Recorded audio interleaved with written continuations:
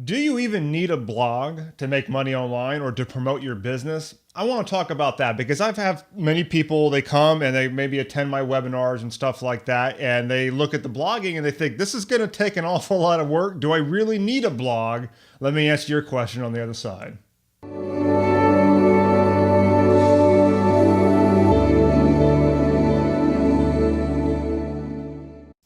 Hey there, David Risley here with the Blog Marketing Academy.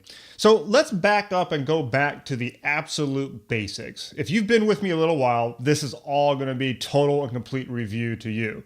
But I want to just talk about what the blog actually does and answer this question of, do you even need to have one in order to make money online, or quite frankly, even offline? Because nowadays, most small businesses have a website as well. And a lot of people have gotten into a little bit of a pickle where they're starting to ask, do I need a blog or do I need a website? And is there actually a difference between the two? So let's talk first about blog versus business.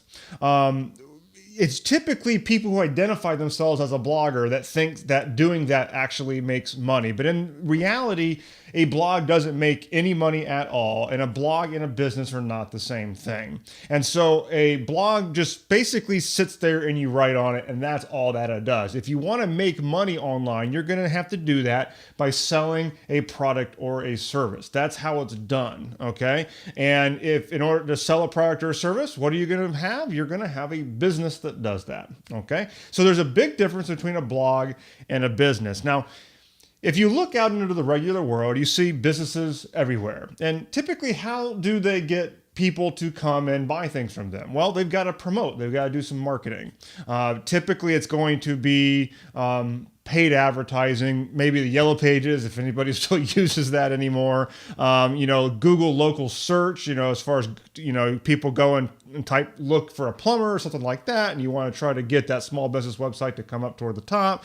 You got Facebook ads, but you've also got things like Craigslist and Groupon and things like that. This is all traditional ways these days to bring people to a place of business so that those people can ultimately buy from you. Now, on the internet, it's very, very similar. You have to attract people to you so that they have a chance of doing business with you. And that's typically where the blog comes in. But to answer this question of, do you need a blog in order to do that? No, you actually don't. And this is why. It's because just like offline businesses have to pay to put ads all over the place in order to bring people in. They got to pay to get pamphlets made. They've got to pay, for advertising or radio spots or TV spots or whatever. It all costs money. Online, it's exactly the same thing because you can bring people to your place of business on the internet by paying for it through paid traffic, Facebook ads, promoted tweets, promoted pins on Pinterest, Google AdWords. These are all ways where you can pay to bring people to your website, and that website does not have to be a blog, okay? It just does not have to be a blog. But I want to go over the difference between these two types of advertising because it's really goes to the heart of why a blog is still the best idea. There's something called interruption advertising, and there is permission-based advertising. Interruption advertising is what most businesses are doing with their ads. And you know it as a person who's on the internet. You're surfing around a website, you're like, oh, okay. And then the ad pops up in your face and comes in on the side. And, it's just, they're trying to get your attention with all these animated things. And sometimes the worst ones is where they've got sound attached to it.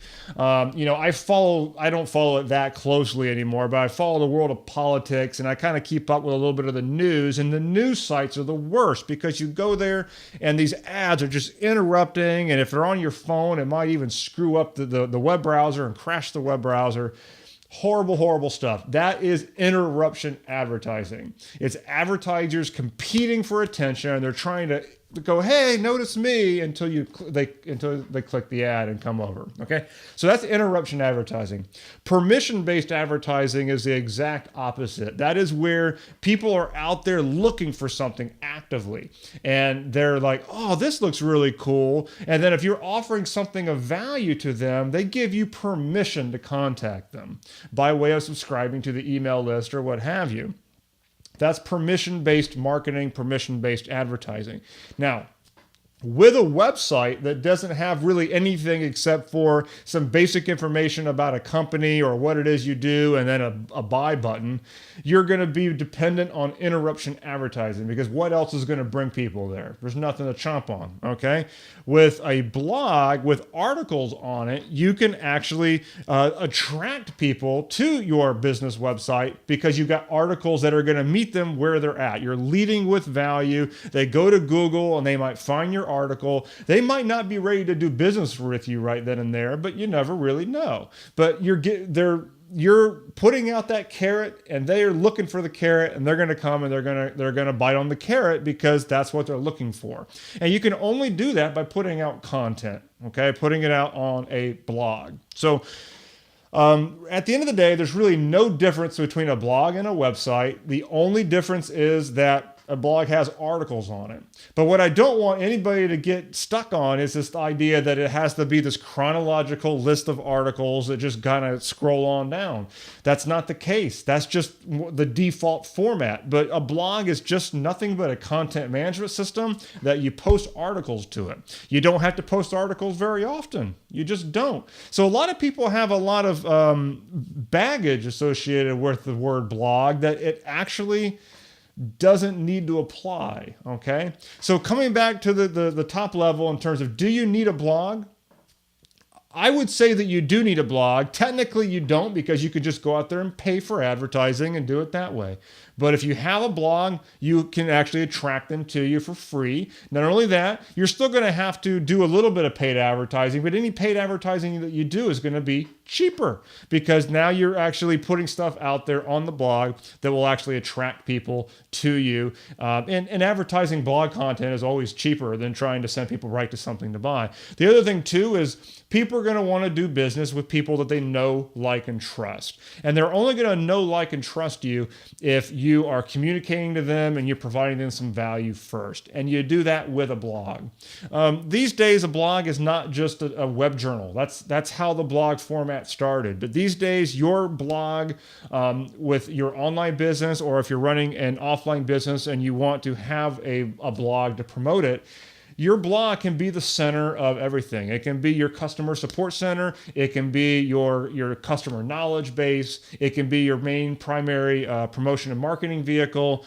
It all gets done right there. And so, that is why this company is the Blog Marketing Academy, because regardless of what type of business that you are in, a blog can and should be a fundamental part of your marketing. It doesn't mean that everything you do is only going to be about the blog. You're going to have to do some outside marketing, but the blog is going to be the hub of the entire thing. And it makes, even when you're doing paid ads, it makes everything easier and cheaper to do that, because you've got that platform. You've got that hub of the wheel that you actually own, and you're building this resource. So that's my answer to, do you need a blog to make money online? The answer is, you really should have one.